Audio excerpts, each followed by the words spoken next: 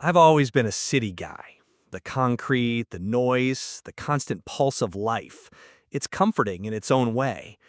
But lately, something inside me had been restless, like I was carrying a weight I couldn't put down.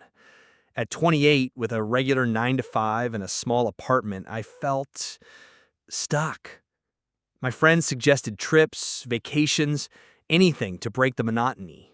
But I craved solitude, real isolation. That's how I found myself driving hours away from the nearest town, following winding roads up into a remote mountain range in the western United States. The peaks rose jagged and imposing, their tops brushed with snow even in late summer. I parked my car at a trailhead where the forest swallowed the path like a dark tunnel and adjusted my pack. The hike started easy enough. Birds called from the pines, a small stream whispered nearby, and the air carried that crisp, clean smell of untouched wilderness. My boots crunched over fallen needles, and I felt a kind of calm I hadn't known I'd been missing. For hours, it was just me, my breathing, and the rhythm of the trail. By mid-afternoon, the sun began tilting west, casting long shadows across the valley. The sky was a perfect gradient of orange to indigo. I stopped to take in the view, endless peaks stretching like a jagged ocean, the wind brushing against my skin with a biting chill. There was a raw beauty here that felt almost alive, like the mountains themselves were watching. I found a small clearing near the ridge and decided it would be my overnight spot. I pitched a lightweight tent, built a small fire, and settled in with a flask of water and a snack. As darkness crept across the peaks, the forest sounds intensified, an orchestra of rustling leaves, distant animal calls, and the occasional snapping twig that made me tense every time. But I felt safe, for now. Then, as I gazed at the stars, I noticed a faint glow far beyond the ridge. At first, I thought it was the reflection of the moon, or maybe some distant campfire. But it moved, slowly, deliberately, descending behind the peaks. My heart jumped. It was probably just a helicopter, I reasoned, but the way the light hovered unnaturally, then pulsed in a rhythm that didn't match any aircraft I'd ever seen, made me frown. I rubbed my eyes and checked my watch. The light stayed, moving closer in a way that defied distance perception. I couldn't tear my eyes away. And then, it disappeared. I shook my head thinking I was imagining things. Sleep eventually took me, but in the back of my mind, the image of that strange, hovering light refused to fade. Cliffhanger.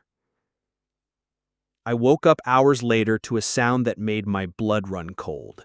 A low, humming vibration in the air, like the mountains themselves were resonating.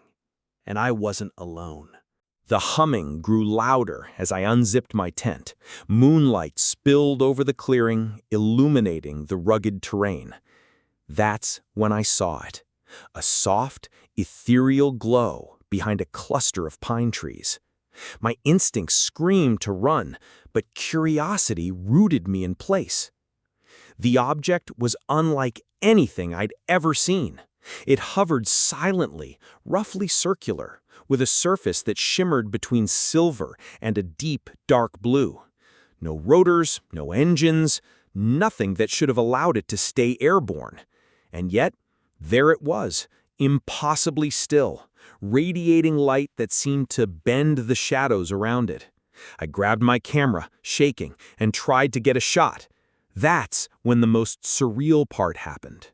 The light shifted, pulsing almost like a heartbeat, then shot straight upward into the night sky in an instant. I blinked, and it was gone. My breath came in sharp gasps, my hands trembling. I turned to retreat back to my tent and froze. At the edge of the clearing, partially hidden in shadow, I saw a figure. Tall, way taller than any human, thin, almost skeletal, and cloaked in darkness. Its presence was magnetic, unnervingly calm, yet it radiated a sense of immense awareness, like it could see every thought I'd ever had. I couldn't move. I couldn't speak. It just stood there, observing me. My mind raced with every rational explanation I could muster. Hiker in a costume, a trick of moonlight, some wild animal, but none fit. Minutes, or maybe hours passed. I lost track of time. My fear was a living thing, crawling under my skin. Then, just as suddenly as it appeared, the figure turned and glided toward the forest edge. It didn't run, it didn't walk. It moved with a fluid grace that was utterly inhuman. And then it vanished into the trees, leaving only silence and the faintest echo of that earlier humming. I didn't sleep after that. I packed up at first light and hiked down the trail, constantly glancing over my shoulder. Every snap of a twig, every rustle in the underbrush made me jump. I made it to my car without seeing anything else, but the memory of those glowing lights and that shadowy figure haunted me, like an echo I couldn't shake. Cliffhanger.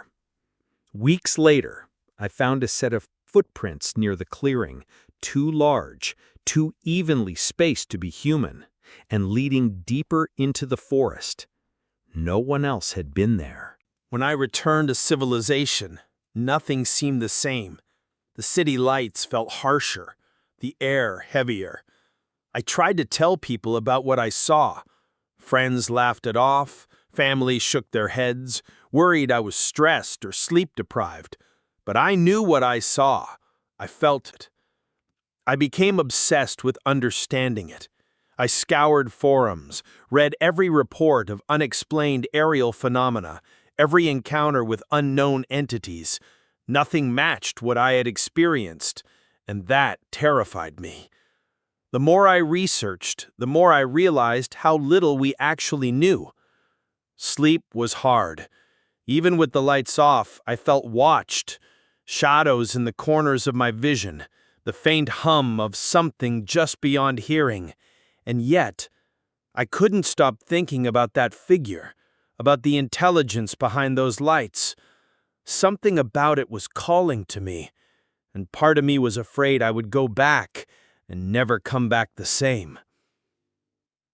Months passed.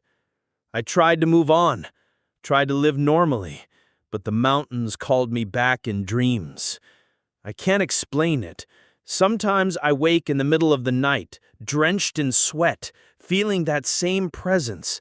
And I know, without a doubt, that what I saw wasn't random, and it wasn't meant to be explained by science. At least, not yet. I've stopped telling most people. The ridicule, the disbelief, the fear, it's exhausting. But I still hike. Not for peace, not for escape, but because I need to know if it's still out there. And deep down, part of me wonders, was it watching me or waiting for me? Last week, I received a single photo on my phone. No sender, no message, just a faint, glowing silhouette. Tall, humanoid, standing in the same clearing. And I never left my house that night.